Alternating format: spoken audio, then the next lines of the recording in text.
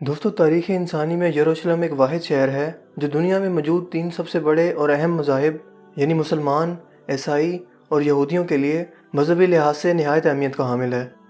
اس شہر کی تاریخ نہایت ہی پرانی ہے اور کئی مرتبہ اس پر حملے بھی ہوئے جس کے دوران یہودی دربدر ہو کر رہ گئے۔ آج بھی ماہر آثار قدیمہ ان قدیم کھنڈرات میں موجود وہ عمارتیں تلاش کرنے کی کوشش کرتے ہیں جو اس شہر کے اجڑنے کے دوران نظروں سے اوجھل ہو گئیں۔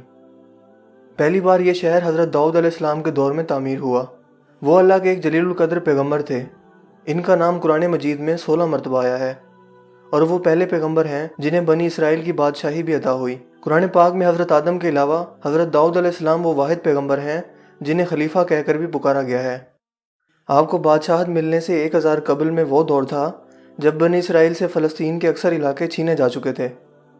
اس وقت بنی اسرائیل کے حکمران حضرت شمویل علیہ السلام تھے جو کہ بہت بوڑھے ہو چکے تھے، لہٰذا بنی اسرائیل نے دشمنوں کے مقابلے میں کسی بادشاہ کے لیے اللہ پاک سے دعا مانگی۔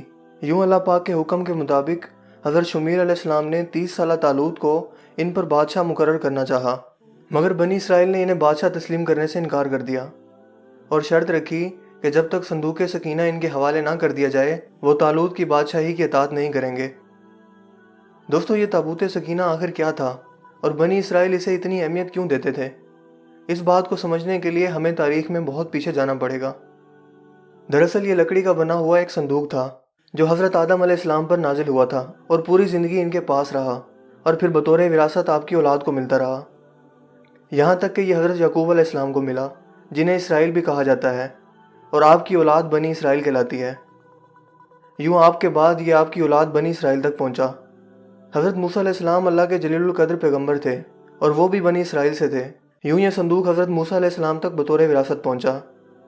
قصص الانبیاء کے مطابق اس تابوت میں تورات کا اصل نسخہ، پتھر کی 2 تختیاں جو کوہ سینا پر حضرت موسیٰ کو عطا کی گئی تھیں، حضرت موسیٰ اور حضرت ہارون کا عصا مبارک اور بیرہن، اس کے علاوہ من و سلوہ کا من ایک برتن میں محفوظ تھا تاکہ آنے والی نسلیں اللہ کے اس احسان کو یاد رکھیں جو صحرا میں بھٹکنے کے دوران ان پر اللہ پاک نے فرمایا۔ کیونکہ جب حضرت موسیٰ علیہ السلام فرعون سے اپنی قوم بنی اسرائیل کو نجات دلوا کر ایک صحرا میں پہنچے تو یہ ایک ویران صحرا میں تنہا موجود تھے، کھانے پینے کا کوئی ذریعہ نہ تھا، لہٰذا اللہ پاک کے حکم پر من و سلوہ کھانا ان پر اترتا تھا۔ یہ تابوت در حقیقت اللہ کی طرف سے بنی اسرائیل کے لیے رحمت اور برکت کا باعث ایک تحفہ تھا، اور انہیں جب بھی کوئی مشکل پیش ہوتی یا جنگ میں ہار کا خطرہ ہوتا تو بنی اسرائیل اس تابوت کو سامنے رکھ کر اللہ پاک سے جو بھی دعا کرتے وہ قبول ہوتی تھی۔ یعنی یہ تابوت بنی اسرائیل کے لیے تابوت سکینہ ثابت ہوا۔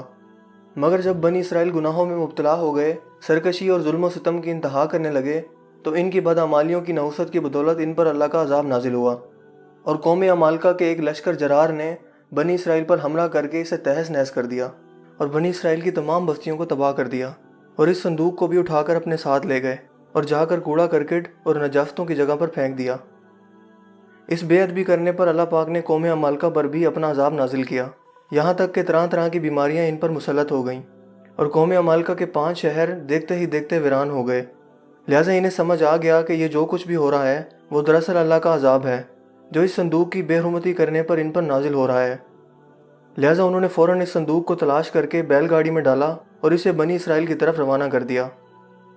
اللہ پاک نے 4 فرشتوں کو بھیجا جنہوں نے اس مبارک صندوق کو اٹھا کر حضرت شمویل علیہ السلام کی خدمت میں پیش کر دیا۔ یوں حضرت شمویل علیہ السلام نے وہ صندوق بنی اسرائیل کے حوالے کر دیا اور شرط کے مطابق یعنی صندوق سکینہ کی واپسی ہونے پر بنی اسرائیل نے طالوت کو اپنا بادشاہ تسلیم کر لیا۔ دوستو حضرت داؤد علیہ السلام نے طالوت کے لشکر میں کم عمری میں شمولیت اختیار کی۔ اس وقت دشمن فلسطینیوں کے سپہ سالار جالوت نے اسرائیلیوں کو مقابلے کی دعوت دی، مگر پورے اسرائیلیوں میں سے کسی میں بھی اس سے مقابلہ کرنے کی ہمت نہ تھی۔ یوں حضرت داؤد علیہ السلام اس کے مقابلے میں نکلے اور اسے قتل کر دیا۔ اس واقعے نے حضرت داؤد علیہ السلام کو بنی اسرائیل کی آنکھوں کا تارا بنا دیا اور ان کے دل میں ان کے لیے محبت پیدا ہو گئی، لہٰذا طالوت نے اپنی بیٹی حضرت داؤد علیہ السلام سے بیاہ دی اور یوں وقت گزرتا گیا، یہاں تک کہ حضرت داؤد علیہ السلام بنی اسرائیل کے حکمران بنے اور انہیں نبوت بھی عطا کی گئی۔ آپ ہی نے یروشلم کی بنیاد رکھ کر وہاں تابوت سکینہ کی حفاظت کے لیے ایک ہیکل یا محل تعمیر کرنا شروع کیا۔ آپ نے بنی اسرائیل پر 40 سال تک حکومت کی، مگر آپ کے دور حیات میں یہ ہیکل بن کر مکمل نہ ہو سکا اور آپ کے بیٹے حضرت سلیمان علیہ السلام نے اسے مکمل کیا۔ اسی بنا پر اسے ہیکل سلیمانی یا کنگ سلمان ٹیمپل یا فرسٹ ٹیمپل بھی کہا جاتا ہے۔ सुलेमान अलैहिस्सलाम भी अल्लाह के पैगंबर थे और अल्लाह के हुक्म पर जिन्नात को इनके ताबे होने, जानवरों की बोलियां समझने के मौजाद के अलावा इन्हें ऐसी सल्तनत अता की गई थी जो इससे पहले ना कभी किसी को मिली और ना ही कभी मिल सकेगी, जिसके लिए उन्होंने खुद अल्लाह पाक से दुआ की थी। दोस्तों, हैकल सुलेमानी की तामीर में 7 साल का अरसा लगा और यूं ये 410 साल तक कायम रहा। यहाँ तक कि हज़रत सुलेमान अलैहिस्सलाम के बाद बनी इसराइल के आपसी झगड़े शुरू हो गए, जिसके नतीजे में 2 रियासतें शुमाली फ़लस्तीन में सल्तनत इसराइल और जनूबी फ़लस्तीन में सल्तनत यहूद कायम हो गई। यह शदीद दुश्मनी और खून रेजी एक तवील अरसा तक जारी रही, यहाँ तक कि 7वीं सदी कबल मसीह में हाशवरी फ़ातिहीन ने सल्तनत इसराइल का ख़ात्मा कर दिया और यूं बनी इसराइल टूट कर सिर्फ सल्तनत यहूद तक महदूद रह गए। लिहाजा बाबुल के बादशाह बख्त नसर ने सल्तनत यहूद को भी तबाह कर दिया और इस दौरान इसने हैकल सुलेमानी को भी मुकम्मल तौर पर तबाह कर दिया और ताबूत सकीना ऐसा गायब हुआ कि फिर आज तक न मिल सका, जबकि यहूदी भी इस हमले के दौरान दर बदर होकर रह गए। इस वाक़े के 70 साल बाद ईरानी बादशाह कोरश कबीर या जुल्करनैन, जिन्हें साइरस द ग्रेट भी कहा जाता है, उन्होंने यरूशलेम पर हमला करके बिना किसी खून रेजी के यरूशलेम का कब्जा छुड़वाया। यूं यहूदी दोबारा यरूशलेम में आबाद हो गए और हैकल सुलेमानी को तामीर करना दोबारा से शुरू कर दिया। इसी बिना पर जुल्करनैन को यहूदी अपना मसीहा भी करार देते हैं। इस दौरान हैकल सुलेमानी दोबारा बनकर तामीर हुआ, लेकिन यह तामीर भी सिर्फ 430 साल तक कायम रह सकी, जबकि इस दौरान ताबूत सकीना को भी यहाँ वापस ना लाया जा सका, जो पहले हैकल की बर्बादी के दौरान गायब हुआ था और दोबारा कभी नहीं मिल सका था। इसी अरसा के दौरान यहूदियों ने रोमियों के खिलाफ बगावत की नाकाम कोशिश भी की। लिहाजा 70 ईस्वी में रोमन हुक्मरान टाइटस ने यरूशलेम को हमला करके तबाह कर दिया और यूं हैकल सुलेमानी भी दूसरी मरतबा तबाह हो गया। इस हमला के दौरान तकरीबन 1.5 लाख यहूदी मारे गए, जबकि हज़ारों को गुलाम बनाकर जंगली जानवरों के आगे डाल दिया गया। इस खून खराबे के बाद कोई यहूदी ये बताने के लिए भी जिंदा ना बचा कि संदूक सकीना का क्या बना। मगर दोस्तों, आखिर ये संदूक सकीना इस वक्त कहाँ मौजूद है? इस मौजू पर दुनिया के मुख्तलिफ हिस्सों से मुख्तलिफ दावे सामने आते रहते हैं। मिसाल के तौर पर कुछ यहूदियों का इसके बारे में दावा है कि वो उर्दन के इलाके जबल नेबू के इलाके में कहीं मौजूद है, जबकि कुछ लोग एथोपिया के गिरजाघर में इसकी मौजूदगी का दावा करते हैं।